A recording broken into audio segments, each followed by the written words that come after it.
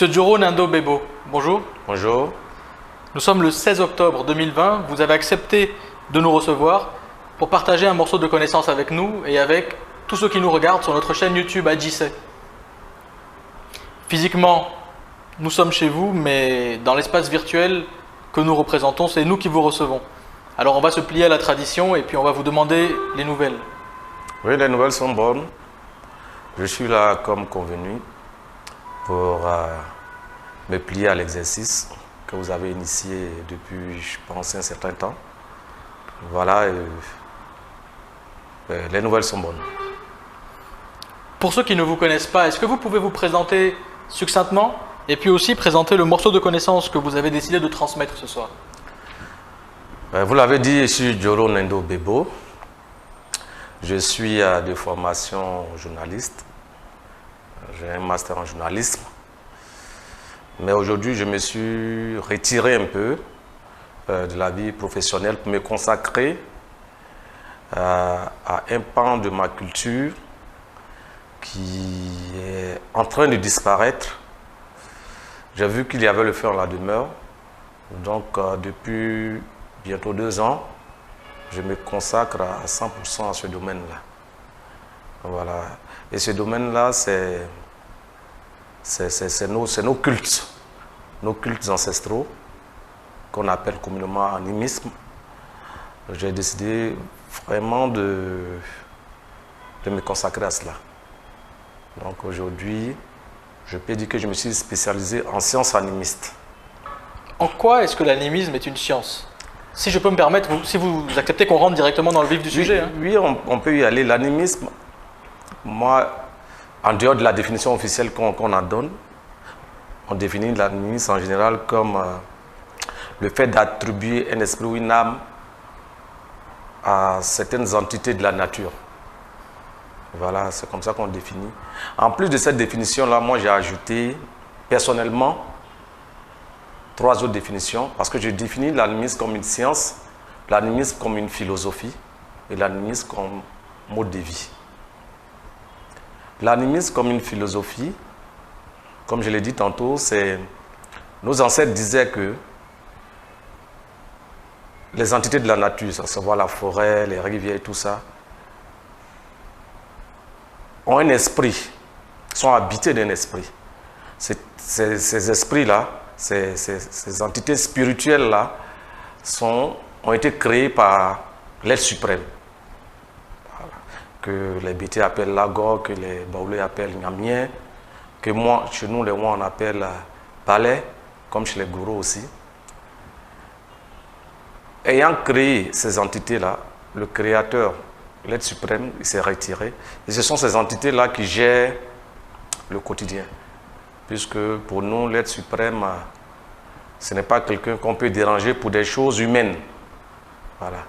Il n'intervient pas dans nos affaires courantes. Donc c'est ces entités-là qui habitent les arbres, qui habitent l'eau. Et ces entités-là même peuvent prendre possession d'un animal pour transmettre certains messages. C'est comme ça que on dit que l'animisme c'est une philosophie, c'est une manière de voir les choses. L'animisme est une science, tout à l'heure vous avez posé la question, parce que dans nos cultes, dans nos rituels, quand nous sommes dans le bois sacré, nous essayons de trouver des solutions aux problèmes, aux défis auxquels l'homme est confronté dans sa vie de tous les jours, auxquels la société est confrontée dans la société de tous les jours. Et ça part des soins jusqu'au, je vais dire, à la construction, tout ce à quoi l'homme est confronté. Nous cherchons des solutions scientifiques pour pouvoir résoudre ces problèmes-là. On avait des savants dans nos bois sacrés qui, même si on remonte à l'Égypte ancienne, construire une pyramide, c'est pas...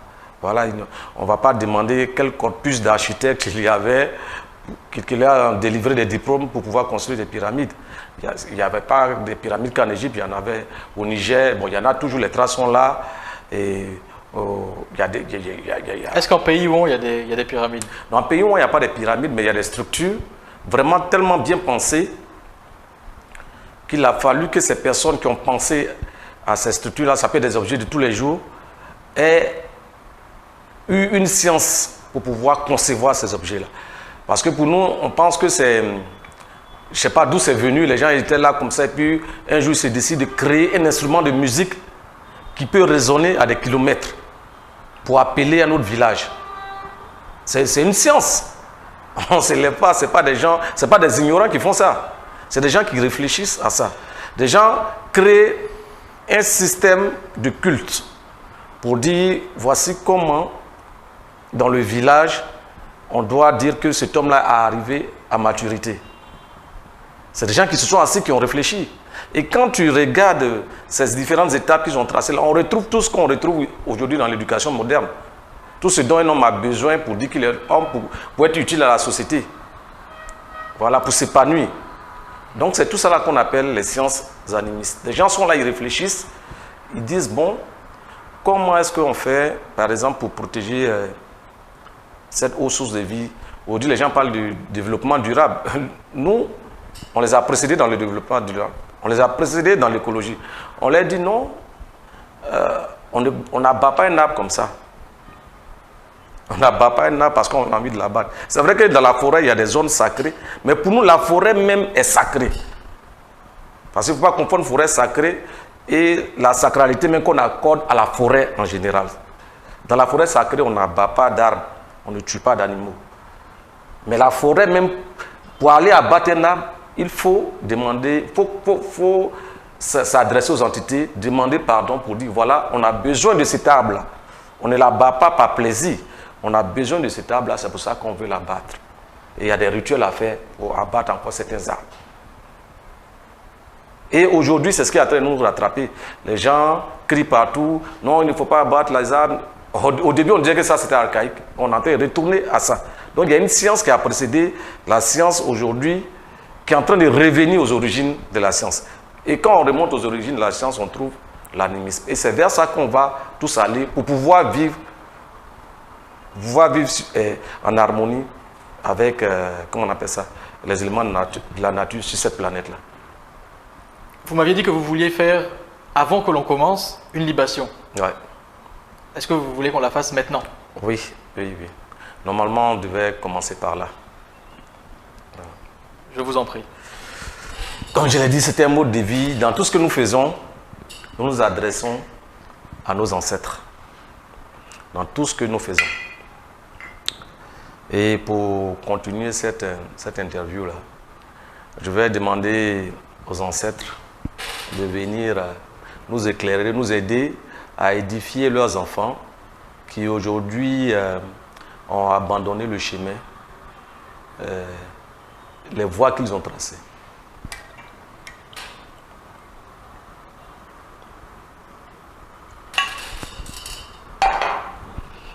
Je vais commencer dans ma langue et puis terminer en français pour tout le monde. Bade Kolia, Bade Gamori, Bade On, Bade Juro, Antense Seanzo, Ange Brahmanya. Donc j'invoque les membres des ancêtres, les esprits des ancêtres, pour qu'ils viennent nous permettre d'édifier leurs enfants. Je les invite à se joindre à nous dans ce moment privilégié que nous partageons avec eux. Je leur demande pardon de les déranger et de les appeler en ce moment. La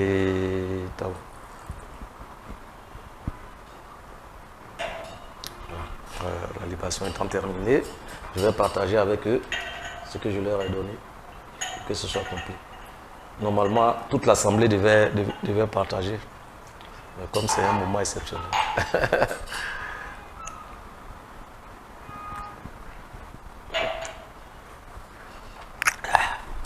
Bon, voilà.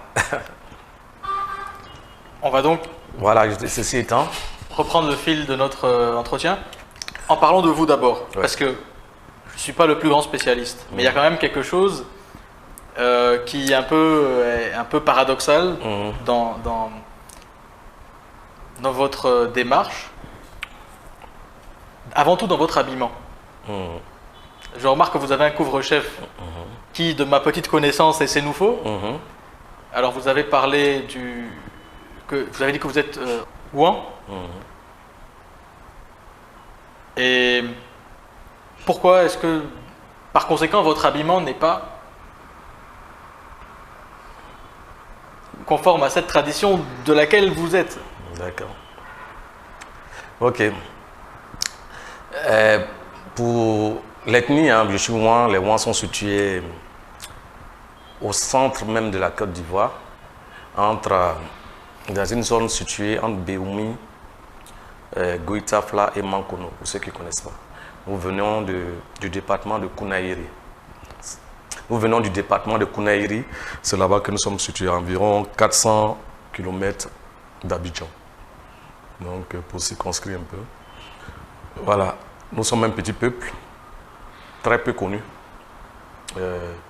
du territoire dans lequel nous vivons. Voilà, les Sénoufos sont aussi un peu situés au nord de ce même territoire que nous partageons avec eux. Donc vous avez des alliances? Nous avons des alliances. Et en plus, nous partageons le même espace, puisqu'il y a des Sénoufos qui vivent sur nos territoires.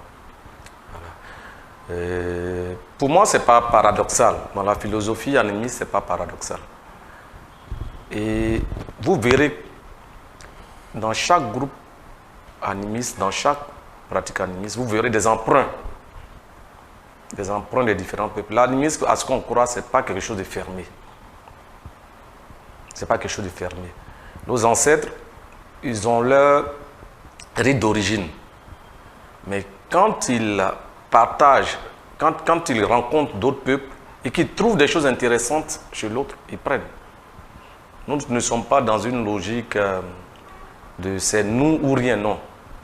L'animiste en général, c'est quelqu'un qui partage, qui accepte quand il y a une connaissance qui vient. C'est comme ça que nous sommes.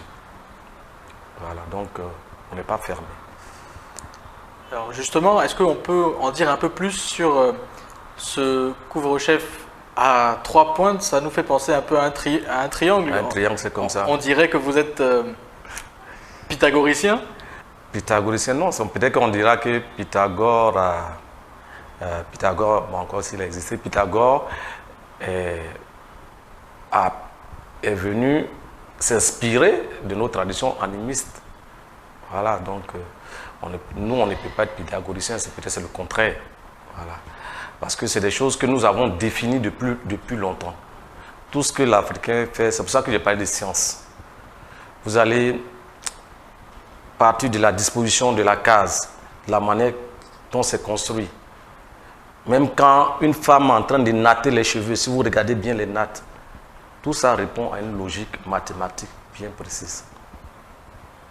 Et les autres se sont inspirés beaucoup de cela. C'est ce qu'on ne nous dit pas assez. Mais si vous faites les recherches, vous verrez que les fractales qui ont permis beaucoup de choses dans la technologie aujourd'hui, les gens sont venus s'inspirer chez nous ici. Est-ce que vous êtes ce qu'on peut appeler un initié? Je suis un initié. Dans quelle structure? Si vous pouvez le dire. Hein. Oui, je peux le dire. Je suis initié. Je parle de structure, je ne m'y connais pas. Vous me pardonnerez de dire structure. Oui, non. Il n'y a pas de problème. Il y a des termes qu'on oblige en plein. Moi, je suis initié chez moi, dans la tradition moi. J'ai subi les épreuves d'initiation qu'il faut. Il me reste encore à en subir parce que c'est à plusieurs niveaux. Et voilà. Et vous êtes à même d'en parler? Oui, on peut parler de ce qui on peut pas tout dire parce que voilà, il y a des interdits, il y a des secrets. Pourquoi le secret alors? Si c'est pas Mais le secret diabolique, oui. Pourquoi cacher ce qui n'est pas diabolique? Le secret, je me fais l'avocat du diable. Hein. Ouais, le secret, c'est ce qui donne toute son essence à notre spiritualité. Comme je l'ai dit, ça a joué contre nous. Ça a joué contre nous, mais dans toutes les pratiques religieuses que vous verrez, on vous fait croire que les choses sont dites comme ça, mais il y a un niveau d'initiation. Partout. Quand je dis partout, c'est vraiment partout. Tout ce que vous pouvez considérer comme religion. Il y a des choses auxquelles les fidèles, en griffe, n'ont pas droit. C'est comme ça partout. Chez nous, les mois, on dit c'est ce qui n'est pas dit qu'il faut écouter.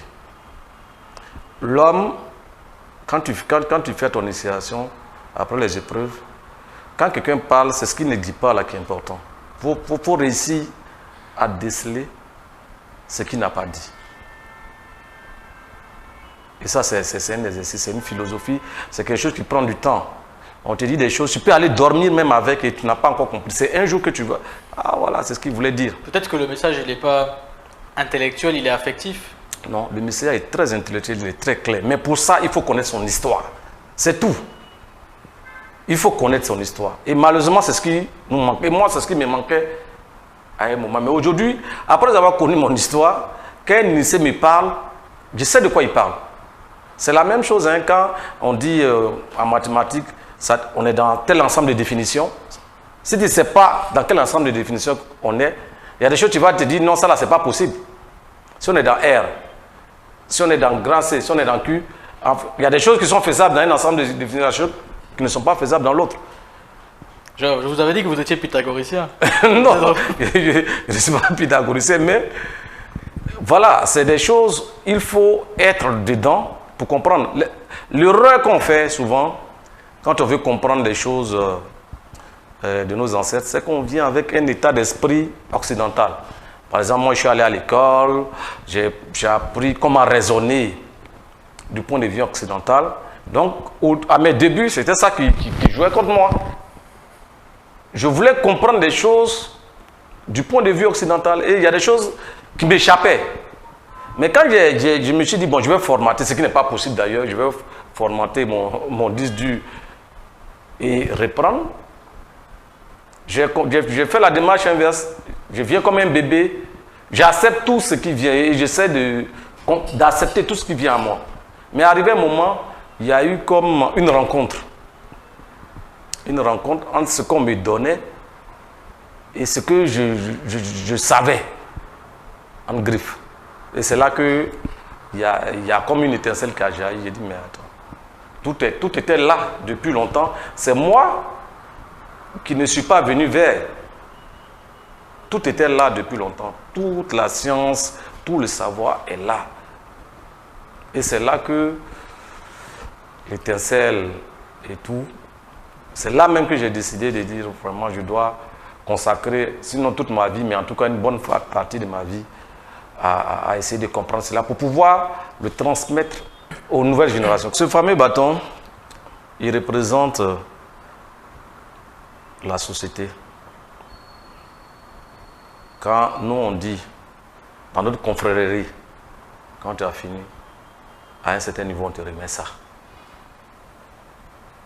Ici, tu as le glin, le goli, glin, qui exprime le côté masculin par essence, le côté mâle. Ici, tu as le coin qui exprime le côté féminin, femelle. C'est-à-dire que chez nous, il y a toujours une dualité, mâle, femelle. Ici, les cauris, ça représente la richesse, le pouvoir et tout ce que tu veux. Ici, en dessous, tu as la nature. Voilà. On ne peut pas vivre sans la nature et tout ce qui... Et il y a l'eau en dessous. Et ce bâton-là, quand tu le retournes, c'est la virilité. Le phallus. Et tout ça permet à une société d'être. La combinaison de tout ça permet à une société d'être. La nature, elle est représentée par... Ça ressemble à des épis. Voilà, des feuilles, des épines, des feuilles. C'est des feuilles, c'est plutôt des feuilles. C'est plutôt des feuilles. C'est plutôt des feuilles.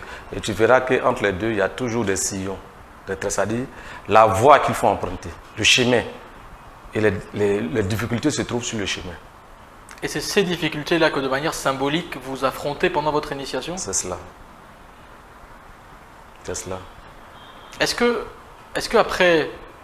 qu'après votre cérémonie ou vos cérémonies dans le bois sacré, si on peut appeler ça comme ça, vous avez senti un changement effectif en vous, en termes de niveau de conscience, en termes d'élévation spirituelle? Déjà même à l'entrée,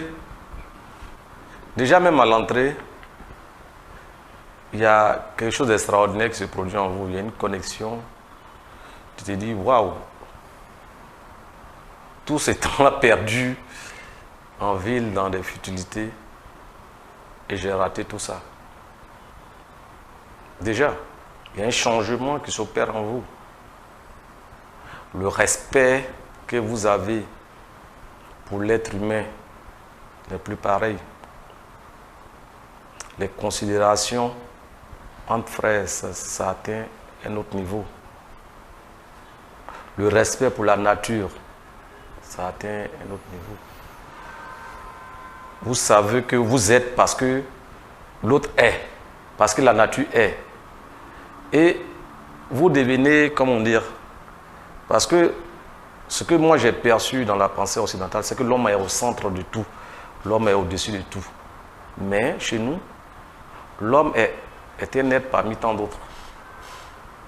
L'homme n'est pas supérieur à la nature, aux animaux, non, non, non. On vit, on sait qu'on vit, c'est grâce aux autres, grâce à la nature. Donc on a un respect immense pour la nature, un respect immense pour l'autre. Voilà, donc on ressort de là vraiment sage. D'abord, la première des choses, c'est la sagesse qu'on gagne. La première des choses. Il y a la connaissance. La connaissance qu'on acquiert. Est-ce qu'on vous dit quelque chose, une sorte de révélation sur le monde, quelque chose comme ça? Est-ce qu'on vous dit, tu as toute ta vie, tu as pensé que ceci, mais en fait cela, voici la vraie? Est-ce que c'est de ce genre de secret-là, ou est-ce que c'est plus un secret du vécu, un secret à d'autres, si vous voulez, qui agit à d'autres niveaux que le niveau juste intellectuel? Déjà, ce qu'on comprend, comme j'ai dit dans le bois sacré, on parle peu. On parle peu. Mais on découvre. Il faut être vraiment, vraiment attentif. Et en fait, tu n'as même pas d'autre choix que d'être attentif quand tu es là. Les conditions dans lesquelles tu es, tu n'as même pas d'autre choix. Et tu découvres. Tout ne se dit pas par la parole. On découvre beaucoup. Ça, ce qui a été mon expérience, on découvre. C'est vrai, il y a des choses qu'on dit. Mais je veux dire, 80% des choses se révèlent plutôt à toi. On te met sur le chemin. C'est pas comme à l'école où on te dit répète 1 plus 1 égale à 2. Non. Tu découvres que 1 plus 1 égale à 2. On te met sur le chemin et toi-même, quand tu sors de là, tu dis ouais, effectivement, 1 plus 1 égale à 2. L'animisme, ce n'est pas d'abord une religion, c'est même pas une religion. Ce n'est pas des gens qui iront vers toi pour t'obliger à accepter leur mode de pensée. Au contraire, nous, animistes, on sait qu'on a un trésor. On sait qu'on a des... C'est pour ça que c'est secret. On s'est dit, on ne va pas le mettre à la disposition de n'importe qui. Parce qu'il y a des secrets, si tu n'as pas subi certains passages, on ne peut pas te les donner. Et c'est comme ça dans la vie d'aujourd'hui, comme vous le dites. Je prends un exemple. Moi, je connais, bon, pas moi, le monde entier, on a vu des gens qui n'ont pas fait médecine, mais qui ont opéré, qui ont fait des choses, qui ont guéri des gens, jusqu'à ce qu'on les découvre et on les mette en prison parce qu'ils pratiquaient la médecine pendant 6-7 ans, ils n'ont pas fait médecine. Pourquoi on les met en prison? Parce qu'on se dit, tu n'as pas subi les épreuves qu'il faut pour le faire, c'est dangereux. On te dit, il faut subir 10 ans ou bien 8 ans d'épreuves pour être médecin. C'est la même chose chez nous. C'est la même chose chez nous. Parce qu'on se dit que c'est une secte. Les médecins, c'est une secte. Il faut passer ces épreuves-là pour avoir le droit... Pour intégrer la secte. Pour intégrer la secte. C'est la même chose qu'on fait et on diabolise. On diabolise pourtant pas les médecins. Pourquoi on ne vient pas devant... C'est bien qu'il y a... Ça veut bien dire qu'il y a quelque chose dans l'enseignement, même si ce n'est pas une religion, mais il y a quand même un enseignement, ou en tout cas, on ne va pas dire une doctrine, mais au moins un enseignement. Il y a peut-être quelque chose dans la cosmogonie, dans la vision du monde que l'animisme promeut, il y a quelque chose qui est incompatible avec la théologie chrétienne ou islamique. Prosélytisme. C'est ça. La première des choses qui est incompatible, c'est prosélytisme. On t'impose. Moi, par exemple, dans le village, on te dit l'initiation est ouverte pour telle période. Tu viens t'inscrire pour dire je veux. On te juge pour voir si tu peux. Si tu peux, tu passes. C'est-à-dire que même pour entrer, même là, des gens peuvent rejeter encore ta candidature, comme dans la secte des médecins. Il y a plusieurs personnes qui veulent être médecins, mais il y a combien qu'on admet? Tu comprends? Et donc là, quand tu entres, tu en ressors avec les honneurs qui vont avec. Tu rentres mendiant pratiquement pour en ressortir roi. On te fait passer par toutes ces épreuves-là. C'est-à-dire on te rend mendiant. On retrouve ça même chez les Asiatiques, où on voit des moines bouddhistes aller mendier leur pitance quotidienne pour manger. Mais après, quand ils ont fini, on les traite de maîtres, tout le monde s'agenouille devant eux. Mais au départ, il va mendier pour dire quoi? Tu as besoin forcément de l'autre. Tu as besoin de l'autre. Tu as besoin d'être homme. Tu as besoin de te dépouiller de certaines choses pour atteindre le summum. Mais si on ne l'atteint jamais, à cause de notre état d'humain. Et tout ça, ça s'apprend. Au jour le jour, le culte animiste, c'est quoi? Au jour le jour, le culte animiste, comme j'ai dit, c'est un mot de vie, on va revenir là. Le culte animiste, c'est d'abord de respecter la vie. Quand je dis la vie, ce n'est pas seulement la vie humaine. Tout ce qui vit. C'est pour ça qu'on dit, on attribue des esprits ou bien une âme aux choses vivantes. Moi, j'ai déjà surpris mes tantes, mes parents qui, pour verser l'eau sale au village, s'excusent. Ils se disent qu'il y a des entités qui peuvent être là. Vous versez l'eau sale, il ne faut pas que je vous... Si vous êtes là, quittez là parce que je vais verser peut-être l'eau chaude. Chez nous, on ne verse même pas l'eau chaude comme ça même. Et quand tu ramènes ça d'un point de vue scientifique, on sait que l'eau chaude là peut tuer les nutriments de la terre. S'il y a des choses qui sont plantées là, ça ne va pas produire. On te dit, dans le bois sacré, on te dit dans le village, ça c'est même pas le bois sacré, on dit dans le village. Ici là, on ne fait pas ces besoins là, parce que cette rivière là est sacrée. Mais c'est scientifique. Si on enlève le côté sacré de l'eau, tu vas voir que c'est la source d'eau. Et c'est cette eau-là qui va alimenter tous les villages. Si toi, tu vas faire tes besoins, que tu es malade, tu contamines tous les villages. Donc, il y a une science, c'est une science qui est là. Et les poissons, quand ils veulent frayer, c'est là. Quand ils sont petits, tu vas voir le même poisson qu'on t'a dit qu'on ne mange pas dans la rivière sacrée. Là. Ce même poisson, on peut se retrouver ailleurs. Et tu vas le manger sans problème. Et tant qu'il est là, tu ne le pêches pas. Aujourd'hui, les gens ont réfléchi, peut-être des milliers d'années après, ils se disent non, à un certain niveau, on ne doit pas pêcher le poisson. Bon, nous, on n'a pas fait ces études-là, ces écoles qu'ils ont fait, mais nous, on le savait qu'à un certain niveau, il ne faut pas pêcher le poisson. S'il est grand qui ne peut pas vivre là, arrivé un moment, lui, il va partir. Parce que la source, la rivière sacrée, en général, ce n'est pas un endroit profond, c'est des endroits qui t'arrivent peut-être aux genoux. Le poisson, s'il grossit d'une manière, il va partir. Et là, tu pourras le pêcher. Mais ça fait que le village est toujours approvisionné en poisson, en eau potable. Est-ce que ça, ce n'est pas une science? Empirique, oui. C'est même pas forcément empirique. C'est basé sur l'observation et il y a des résultats, donc c'est empirique. Oui, mais ça dépasse cela. Ça dépasse cela. Comme je dis, on a eu des savants. Arrivé un moment, ce que je vais dire, nous avions des structures, des sociétés bien organisées.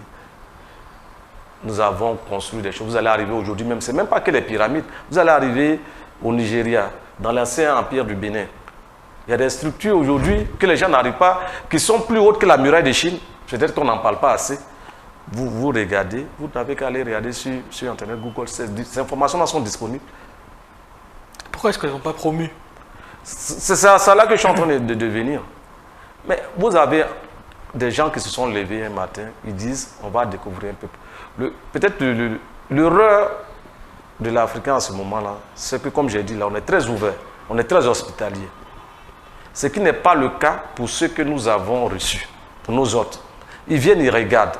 Ils se disent, ah ça, ils ont pu faire, bon, on va. Les Grecs, tous les Grecs, quand ils vont faire leur formule, leur référence c'est l'Égypte. Ils sont venus apprendre en Afrique. Eux tous. Même quand vous rentrez dans les religions, vous allez trouver qu'à un moment, leurs prophètes, leurs quoi, sont passés en Afrique. Ça, c'est pas moi, c'est des choses qui sont vérifiables. Vous allez trouver qu'à un moment, que tous les savants là sont passés ici pour apprendre. Il y a un célèbre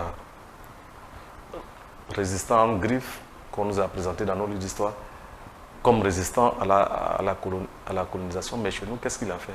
Il s'agit de Samori Touré, peut-être je vais choquer certains. Ils sont venus pour imposer leur religion. Ils l'ont fait. Quand ils sont arrivés chez nous, nous les avons combattus, nous les avons même repoussés. Et qu'est-ce qu'ils ont fait? Ça se trouve dans les archives de la bibliothèque ici, vous allez voir. Ils ont envoyé des gens, des espions. Il y a un qui s'appelait Sekoba, l'autre j'ai oublié son nom, qui s'appelait Sekoba. C'est des choses, hein, ça se trouve dans les archives. Hein. Pour venir habiter là, pactiser. Nos ancêtres n'ont rien trouvé de méchant. Des gens veulent s'installer, on a de la place. Ils ont même demandé s'ils pouvaient faire leur prière à côté. On leur a dit, il n'y a pas de problème, mais nous, on a des interdits, on a nos règles ici. Voilà. Ils ont dit, ok, il n'y a pas de problème. Ils sont restés là. Étudier le peuple, comment ils étaient organisés. Ils ont fait près de 6 mois. Et un jour, ayant étudié tout ça, ils ont attendu le moment propice quand les gens étaient au champ, vaquaient à leur poste. Ils nous ont attaqués. Brûler des gens, des vieilles personnes, des enfants. Il y a des traces encore dans mon village. Tu vois, on te dit, voici, vous voyez ce village-là, voici les traces des cases. Ça a été brûlé par... Et les gens se sont dispersés. Ça a été brûlé par? Par Samori Touré, son armée, les sofas. Vous allez, c'est des choses qui sont vérifiables. Je ne suis pas en train d'inventer quoi que ce soit. Nous-mêmes, quand on était petits, souvent on nous effrayait avec ce nom-là. Nos ancêtres en avaient peur, c'est-à-dire des siècles après. Ils nous effrayaient avec ce nom-là. Nous, on ne savait même pas qui c'était Samori. Mais si tu veux, on va aller appeler Samori, tu vas voir, te laver. Des choses comme ça. Donc, tu comprends un peu le rêve des nôtres. C'était ça, l'hospitalité, là. Les gens viennent, ils découvrent, ils viennent nous attaquer. Mais quand tu as fini de détruire un peuple, détruire toute la structure de base, et que les gens sont livrés à eux-mêmes dans la nature, qui apprend à qui? Qui transmet le savoir ou la structure? Chacun se débrouille comme il peut. S'ils font 20 ans, 30 ans, 40 ans, quand ils arrivent, ils sont à moitié abétis pour avoir... Parce que, ce que je voudrais ajouter encore, quand Samori est passé, après les Français sont venus. Quand les nôtres ont vu les Français, les gens même se moquent de nous toujours. On dit on a eu les Blancs et on a eu peur. Quand ils ont vu les Français arriver, ils ont fui encore, ils sont rentrés, c'est les mêmes choses. Et ils se sont cachés. Donc voilà comment les gens qui étaient arrivés à un certain niveau de civilisation, on les a ramenés à l'époque le plus primaire, à l'instant le plus primaire, c'est-à-dire manger, dormir, survivre. Est-ce que quelqu'un comme ça il peut créer encore? Non. Non. Est-ce qu'aujourd'hui, vous considérez que on devrait se retourner un peu vers l'animisme pour pouvoir combler les lacunes identitaires un peu qu'on a dans ce monde moderne? Bon, c'est pas moi-même qui estime, c'est les faits. Vous arrivez chez nous, par exemple, ici, sur ce territoire. Un Sénoufo va se retrouver chez nous, il fait ce qu'il veut, il se sent chez lui. On va lui dire, toi, Sénoufo, dégage. Moi, je vais me retrouver, je ne sais pas, chez les Yakuba. Je suis roi. Quand je dis roi, c'est en griffe. Je fais ce que je veux, je vais manger, je vais dormir. Et je suis allé dans des villages comme ça, sans connaître. Je suis allé avec des gens, ils se sont réveillés, je leur ai dit, attendez, regardez-moi. Il a dit, mais je dis, regardez, suivez-moi. Je viens, je dis, vous là, j'ai faim, je vais manger, je suis avec 3 personnes. Dans le cadre qui suit, on me sert, on me demande, tu veux te laver, tu veux manger, machin. Parce qu'on sait qui je suis. Mais ça relève de la tradition. Ça relève de la tradition. Est-ce que ça relève de l'animisme? En fait, la tradition est sous-tendue par le culte. Au niveau du culte. C'est le culte qui permet que la tradition soit. C'est la même chose pour les autres. La religion, c'est un véhicule pour permettre à la tradition de perdurer, pour permettre ce même culte-là, le culte des ancêtres. C'est partout, hein, c'est là. Vous allez prendre dans le christianisme. Aujourd'hui, on invoque des noms. C'est leurs ancêtres. On fait perdurer les traditions, les cultes par ce canal-là. Je vais emprunter un pont tout à l'heure qu'on appelle pont général de Gaulle. Il fait quoi? Je suis en train de faire le culte des ancêtres. À force de prononcer, à force de dire, j'alimente des égrégores. Malheureusement, ces égrégores qui sont contre moi. Il y a des rues Pierre et Marie Curie partout, mais tu ne verras pas une rue de moi, mon arrière-grand-père, une rue du moins de mon arrière-grand-père. Pourquoi les gens nous refusent ça? Est-ce que c'est pas la tendance naturelle que les gens ont à aller vers des structures de pouvoir? C'est-à-dire, les religions dominantes, on peut considérer que dans leur structure ou leur organisation, elles ont du pouvoir. Peut-être que ça les a dévoyées un peu, hein, le fait d'avoir du pouvoir. C'est pas ça la question. Mais est-ce que c'est pas de la tendance naturelle de tous les peuples, quand il y a des rencontres de peuples, que l'idée dominante, de la même manière que physiquement, le peuple dominant l'emporte sur l'autre et lui impose peut-être ses traditions, peut-être que les idées aussi dominantes soumettent les idées moins fortes, et puis que c'est comme ça que les religions, on va dire monothéistes, ont pu s'imposer, que le culte animiste a perdu de l'espace. Est-ce qu'il n'y avait pas des manquements dans ce culte-là qui a fait que... Ça n'a rien de naturel. Ça n'a rien de naturel parce que la nature promeut la coexistence. Dans la même nature, on a des carnivores, on a des herbivores. Les herbivores ne disparaissent pas. Les carnivores non plus. Ils s'adaptent. On s'adapte. Voilà. Comme je dis, peut-être ce que je pourrais appeler manquement dans nos cultes animistes, c'est ça. La trop grande hospitalité. C'est ce qui nous a fait disparaître. Les gens viennent, ils apprennent. On leur montre. Quand ils reviennent, ils viennent détruire. Aujourd'hui, l'héritage culturel qu'on a, où est-ce qu'on va le chercher? L'héritage culturel qu'on a, malheureusement... Parce qu'on ne le retrouve pas dans la vie de tous les jours. Là, je vous rejoins sur ce point, je vous rejoins certainement, c'est que on est allé malheureusement vers une société trop moderne et trop inadaptée à ce que nous sommes.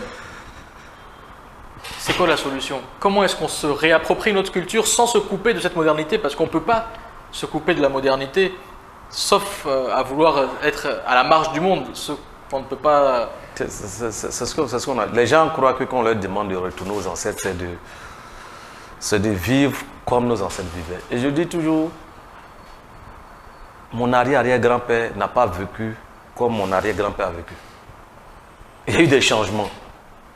On se sert du passé, on y ajoute un peu d'ingrédients du présent pour aller vers le futur. Mais c'est ce que je dis, vous allez partout, c'est comme ça en Chine, machin, tout ça. Vous n'allez pas voir qu'ils ont détruit tous les temples pour y installer des mosquées ou bien des églises. Vous n'allez pas voir que dans leurs écoles, on enseigne autre chose, d'autres langues. Ils puissent chez eux. Mais en même temps, ils ne se ferment pas au monde. Quand nous nous demandons de revenir, et c'est ce qui est en train d'être fait, ce n'est même pas nous qui le demandons. Des gens crient aujourd'hui, lèvent la voix pour dire qu'il faut respecter la planète, il faut respecter la nature. Est-ce que la nature c'est un homme pour qu'on le respecte? C'est de l'animisme qu'ils sont en train de prôner comme ça sans le savoir. Est-ce que quand on dit qu'il faut respecter l'eau, c'est l'animisme qui sont en train de prôner? C'est ce qu'on disait au début. C'est-à-dire que si on avait suivi ça là, on n'en serait pas là aujourd'hui. Où l'eau est polluée, il faut aller vers le modernisme. Les gens vont au Congo, on met des produits chimiques, l'eau est polluée, il y a, comme on appelle ça, la végétation est en train de disparaître. Voilà. Ici, en Afrique, là, on a toujours creusé l'or, on a toujours cherché de l'or. On n'a jamais eu de problème avec le mercure, où on ne peut pas boire l'eau et tout ça, tout ça. Parce qu'on le faisait selon certains normes. Voilà. Et comment on appelle ça, les sacrifices. Manger de la viande même, ce n'était pas quelque chose de quotidien. Nous, on a vécu un peu ça. Manger de la viande, c'est pas cher. Les gens ils ont du bétail, de la volaille, mais ce n'est pas quelque chose qu'on mange chaque jour. C'est à des occasions exceptionnelles. Mais aujourd'hui, chaque jour, on mange de la viande. Chaque jour, il faut tuer du bétail. Mais, sans remercier l'animal avant de le sacrifier. Déjà, parce qu'il y avait tout un rituel. Mais chaque jour, il faut que tu tues. Chez nous, quand on tuait un bœuf, c'est qu'il y avait une occasion particulière. Et dans le mois, peut-être dans le village, peut-être c'est un seul bœuf ou deux bœufs qu'on pouvait tuer dans le mois. Ça ne demandait pas beaucoup d'espace de pâturage, ça ne demandait pas tout ça. Le poulet, tu reçois un étranger, mais tu veux faire un sacrifice. Non, le reste du temps, on n'avait même pas besoin de viande pour avoir de la protéine, pour sentir même le goût de la viande. Il y avait plein de choses de la nature qu'on mange. Mais aujourd'hui, il faut remplir son frigo de viande. Ça, comment est-ce qu'on sauvegarde ça? Ça, l'animisme est contre ça. L'animisme est contre ça. Ça, c'est... Comment est-ce qu'on sauvegarde ça? Comment on sauvegarde cette tradition? Les traditions... C'est la volonté politique. Il y a des choses, moi, je me bats au quotidien. On me dit non, tu parles, mais qu'est-ce que tu fais, ma chère? Je fais des choses à mon niveau. Moi, je fais un travail sur moi-même et avec ceux qui ont accepté de mener le combat avec moi. Mais je ne peux rien changer s'il n'y a pas de volonté. C'est pour ça qu'il n'y a pas eu de politique. Ce système-là, actuellement au Bénin, ils ont créé des écoles pour apprendre le vaudou. Est-ce que moi, je peux dire que je crée des écoles pour apprendre le culte des ancêtres? Il faut que le gouvernement me suive dedans.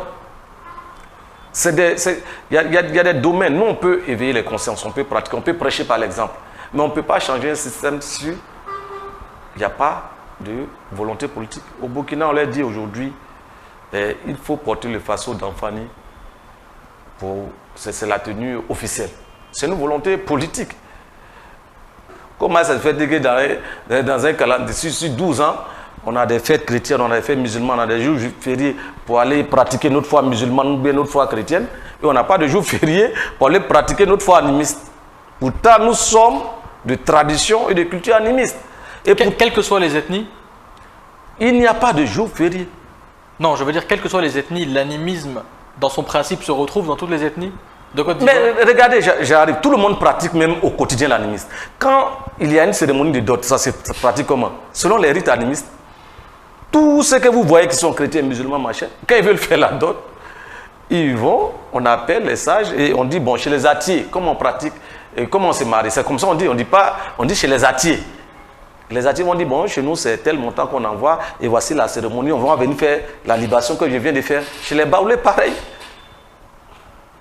Chez les Sénoufos, pareil. Ils vont te dire, bon, chez nous, pour donner une jeune fille en mariage, voilà. Là, on ne va plus chercher dans les autres religions. Même si après, ils vont aller faire leur mariage religieux, mais on fait d'abord la dot. Je vais poser une dernière question, on arrive à la fin de l'entretien, et je vais poser quand même une dernière question qui a vraiment... qui a trait plutôt au côté culte, au côté cosmogonie, au côté vision de... On sait par exemple que dans les peuples anciens, que ce soit en Afrique, en Europe ou un peu partout, peu importe, puisque les principes au final sont toujours les mêmes, mais les peuples anciens avaient pour coutume de rythmer l'année, qu'elle soit une année solaire, lunaire, peu importe, mais de rythmer leur année par des cérémonies en fonction de certains événements cosmiques. Ouais. Parfois de l'astrologie, parfois les saisons, etc. On sait que par exemple, les équinoxes et les solstices dans les régions tempérées du monde sont très importantes. Justement, sur quoi est-ce que se basaient les animistes à une époque reculée? Mais ça continue. Oh, ça continue. Sur quoi est-ce qu'ils se basent? Parce que, comme je vous ai dit, on peut voir dans les différents anciens courants de pensée ou anciennes religions ou anciens cultes qu'on faisait toujours les choses par rapport à Vénus, par rapport à l'équinoxe, au solstice d'hiver, au solstice d'été, ce genre de choses, mais qui sont des événements cosmiques dans d'autres régions du monde, dans des régions méditerranéennes ou peut-être... Oui, mais par exemple, qu'est-ce qui rythmait, voilà, la question elle est très simple, qu'est-ce qui rythmait l'année, ou qui rythme toujours l'année cosmique des animistes? Voilà. On n'a pas vraiment les mêmes saisons. Voilà, sur ce sujet-là, on se retrouve encore dans cette histoire d'ensemble de définitions dont j'ai parlé. En fait, les gens ont décidé de nommer certaines planètes Vénus, nommer certaines périodes solstice d'été ou bien solstice d'hiver, qui ne se retrouvent pas forcément dans notre paradigme. Mais, justement, peut-être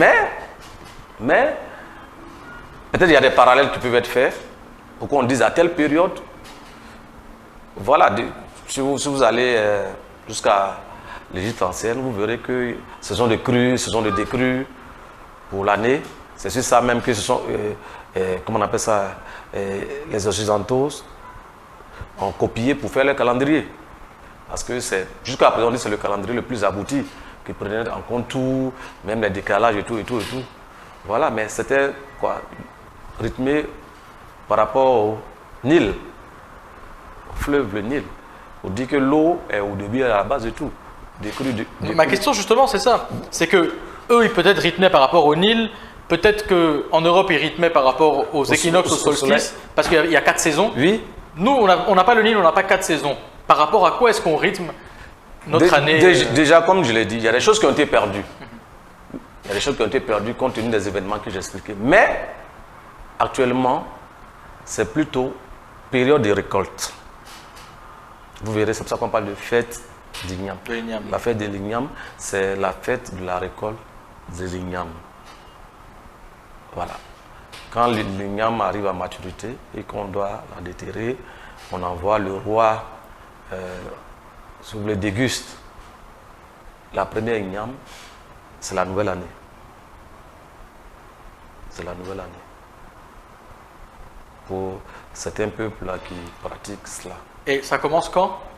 Bon, en général, ça correspond, comme on dit là, dans cette même période, juin, juillet, août, là. C'est dans la même période aussi. La saison des pluies. Saison des pluies, et de la crue. De l'autre côté, la crue du Nil, parce que c'est quand il pleut, voilà, qu'il y a la crue du Nil. Donc c'est dans cette période-là. Peut-être la crue et la décrue du Bandama. Ouais, peut-être, voilà. C'est des choses qu'on est toujours en train d'essayer de comprendre, mais des choses aussi qui s'adaptent aux réalités.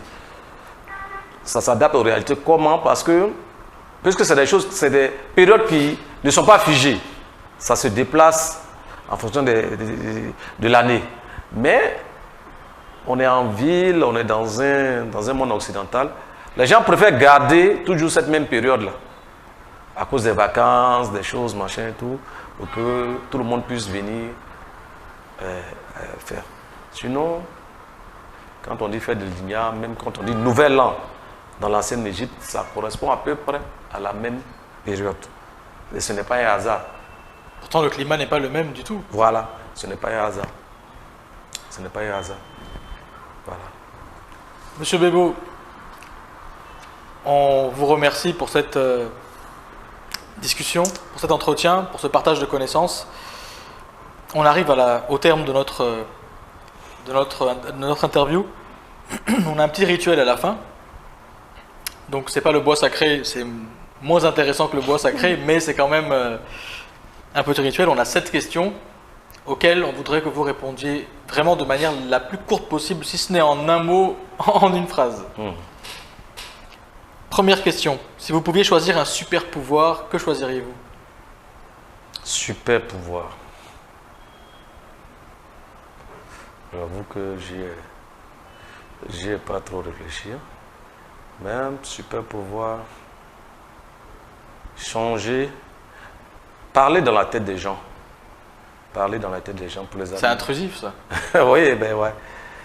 Parce que c'est le super pouvoir qu'on accorde tous à Dieu, hein, à l'être suprême. Donc peut-être que j'ai envie d'être un genre d'être suprême qui puisse éclairer les gens. De quoi est-ce que vous êtes le plus fier dans votre vie? Ce dont je... Bon, en dehors de mes enfants, je dirais c'est d'avoir compris la valeur de mes ancêtres dans ma vie, de n'avoir pas fini dans l'ignorance. Voilà. Le sens de la vie pour vous? Pour moi, le sens de la vie, comme le disent certains peuples, comme le disent les Yoruba, la vie en réalité n'a pas vraiment de sens. La vie, a le sens que tu lui accordes. La vie a le sens que tu lui accordes. Vous avez parlé de l'être suprême tout à l'heure. Quelle est votre définition de lui? Quelle est votre définition de Dieu?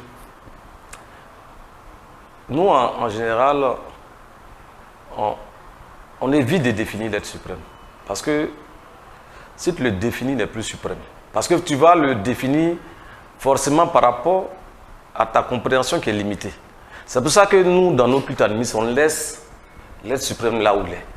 Personne ne l'a vu, personne ne sait qui il est. Mais tes ancêtres, au moins, tu as eu des expériences avec des entités spirituelles. Mais personne n'a eu l'expérience de l'être suprême, contrairement à ce qu'on veut nous faire croire. Personne ne connaît le suprême. Si tu le connais, c'est fini pour lui. Il n'est plus suprême parce que tu peux le définir. Voilà. Est-ce que vous avez un livre, une chanson, un film, quelque chose, une œuvre d'art à conseiller à ceux qui nous regardent, Oh, le livre que j'aimerais conseiller à tous ceux qui nous regardent, c'est le plus grand livre qui n'ait jamais existé. C'est le livre de la nature. Et pour ça, il faut avoir sinon la compréhension nécessaire pour pouvoir déchiffrer. Sinon, elle nous parle. C'est ce que je peux conseiller. La sixième question, est-ce que si vous deviez donner un conseil à l'humanité? Un conseil à l'humanité. D'abord, franchement, je ne me sens pas de taille à donner un conseil à l'humanité, mais pour la petite expérience que j'ai, c'est vraiment de retourner au culte animiste qu'ils appellent primitif. Pour moi, c'est la seule chose qui peut sauver l'humanité, parce qu'il y a tout dedans.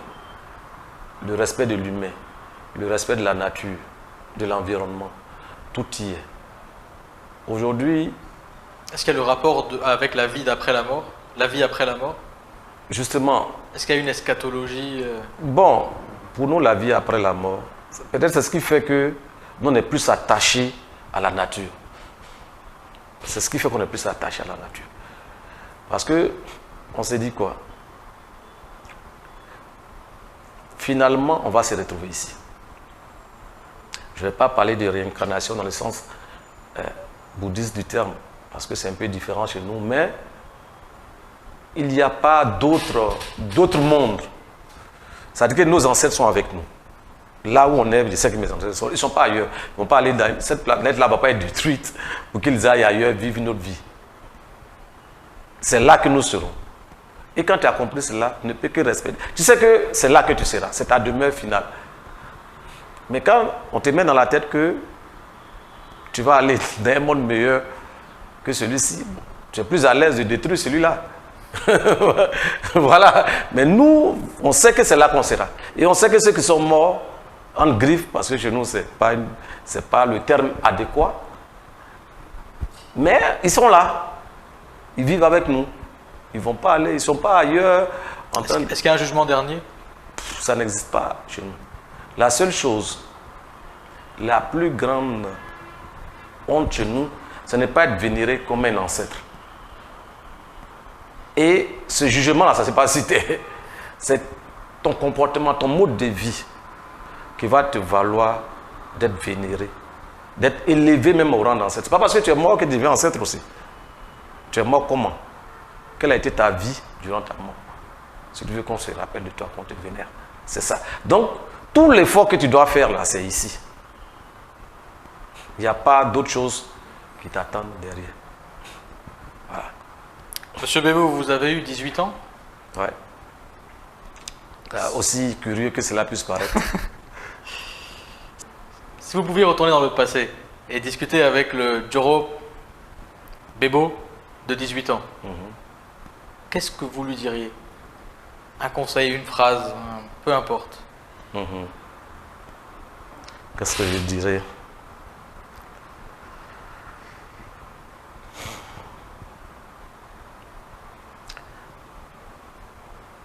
Je lui dirais d'apprendre sa culture. Parce que tous les secrets de réussite de la vie d'un homme s'y trouvent. Pas qu'ils doivent se fermer à la connaissance qui vient. Mais à la connaissance étrangère. Mais déjà faire d'abord, comme on dit, une fondation. Une fondation qui lui est propre. Et prendre des éléments ensuite à ajouter. Ça ferait de lui peut-être un meilleur homme que je ne le suis actuellement. Monsieur Bebo, merci.